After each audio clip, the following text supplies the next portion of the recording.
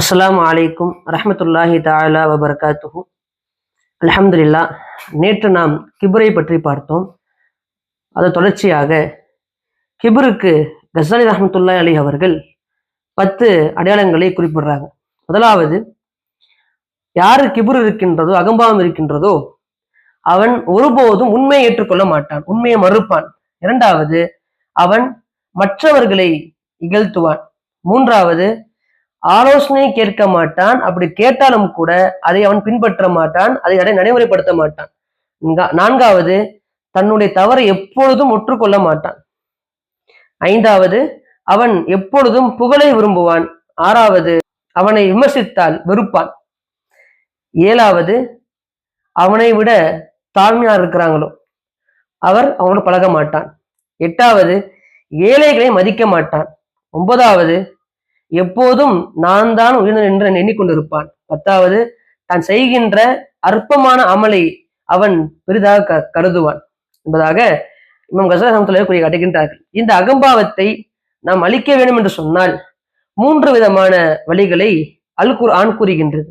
முதலாவது, ஹுலிக மின் மாயின் தகீக், நாம் எங்கேருந்து படைக்கப்பட்டோம்? நம் அனைவருமே ஒரு சிறு நீரில் தான் படைத்தான். நம்ம எண்ணுவது, நம்முடைய படைப்பை எண்ணுவது. இரண்டாவது, குல்லு நஃப்ஸின் தாயிகத்துல் மௌத், ஒவ்வொரு ஆத்மாவுமே மரணத்தை சுவைக்கத்தான் போகின்ற, மரணத்தை நினைப்பது. மூன்றாவது, தன்னை விட தாழ்மையான இருக்கின்ற, ஏழையாக இருக்கிறவர்கள் பழகுவது. இந்த மூன்றும் சேர்ந்து சொன்னா நாம் அகம்பாவத்தை விட்டு மீள வாய்ப்பாக இருக்கின்றது. பத்ர் போரிலும் கூட காஃபிர்கள் அழிந்ததுக்கு மிக முக்கியமான காரணம் கிபுர் தான், பெருமைதான், அகம்பாவம் தான். ஏன்னா ரசூலுல்லாஹி ஸல்லல்லாஹு அலைஹி வஸல்லம் அவர்கள் பத்ர் போருக்கு சஹாபாக்களை கூப்பிட்டு வராங்க. ஆனால் பத்ர் போருக்கு 3 நாள் முன்னாடியே என்ன பண்ணிட்டாங்கன்னு சொன்னா, மக்கத்து காஃபிர் வந்துட்டாங்க. 3 நாள் அங்க ஸ்டே பண்ணி ஆடல் பாடல் அதே போன்ற விருந்தெல்லாம் சாப்பிட்டு ஒரு மாதிரி என்ஜாய்மெண்ட்டாக வந்தார்கள் அந்த மக்கத்து காஃபிர். ஏன்னு சொன்னா முஸ்லிம் எண்ணிக்கை கம்மி.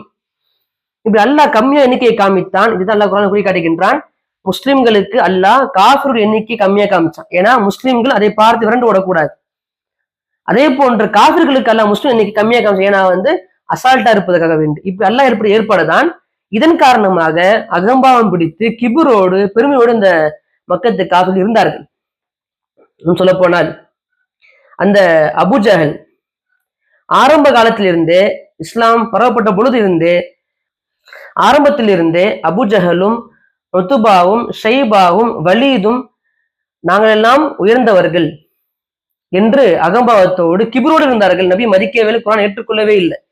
இந்த அகம்பாவம் கொண்டு அல்லாஹ் என்ன பண்ணான்னு சொன்னா, அந்த பத்ர் போர்க்களத்தை எல்லாம் வெட்டி வீழ்த்தினான்.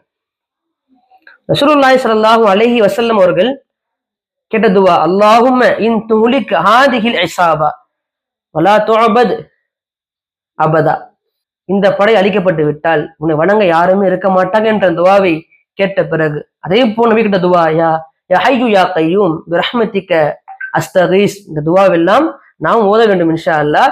இதுவெல்லாம் ரசூலுல்லாஹி ஸல்லல்லாஹு அலைஹி வஸல்லம் கேட்ட துவாவின் பரக்கத்தால் அல்லாஹ் வெற்றியை கொடுத்தான். அது மட்டுமல்ல, துவாவுடைய பிரதிபலனாகத்தான் அல்லாஹ் வெற்றியை கொடுத்தான். ஒண்ணு, நபி அவர்கள் யோசிச்சு, நபி அவங்க நினைச்சாங்கன்னு சொன்ன துவா கேட்டா அல்லாஹ் படை அழிச்சிருவான். ஆனால் நபி அவர்கள் தன்னுடைய பணிவை வெளிப்படுத்தினார்கள்.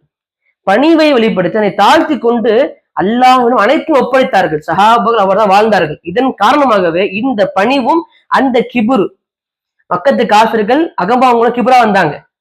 ஸல்லல்லாஹு அலைஹி வஸல்லம் அவர்களும் சஹாபாக்களும் பொறுமையோடு இருந்தார்கள், தாழ்மையாக இருந்தார்கள். இதன் காரணமாக அந்த கிபுரை, இந்த இந்த தவாலு என்பது, இந்த பணிவு என்பது அதை அழித்து விட்டது.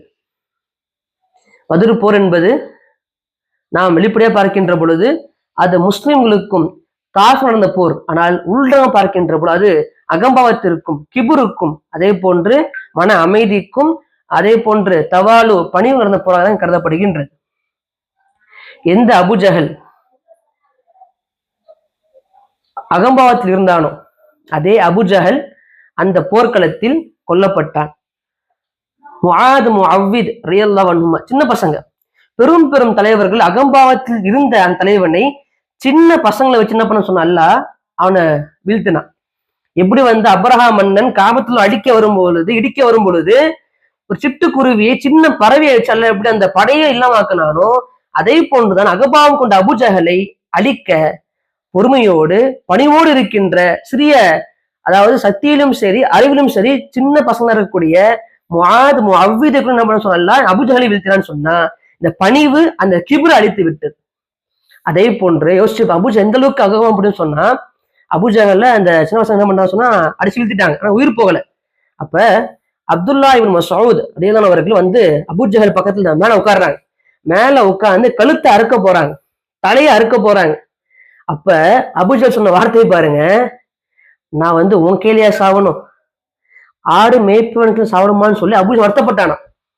யோசிச்சு பாருங்க, உயிர் போகின்ற நிலைமையிலும் கூட ஒரு ஆடை மேய்ப்பவனுடைய கையால் நான் கொல்லப்பட வேணுமா என்று இழிவாக கருதக்கூடிய மனப்பானுடைய அபூஜஹல் தான் சொன்னா இந்த அகம்பாவம் தான் அழித்துட்டவனை. எனவே நாம் அகம்பாவத்தை நாம் அழிக்க வேண்டும். இந்த ஒண்ணுதான் மிகப்பெரிய நோயாக உள்ளத்தில் இருக்கின்றது. எனவே நாம் இந்த அகம்பாவத்தை அழித்து படிவை மேற்கொள்வோம் இன்ஷா அல்லாஹ். அஸ்ஸலாமு அலைக்கும் ரஹ்மத்துல்லாஹி தஆலா பரகாத்துஹு.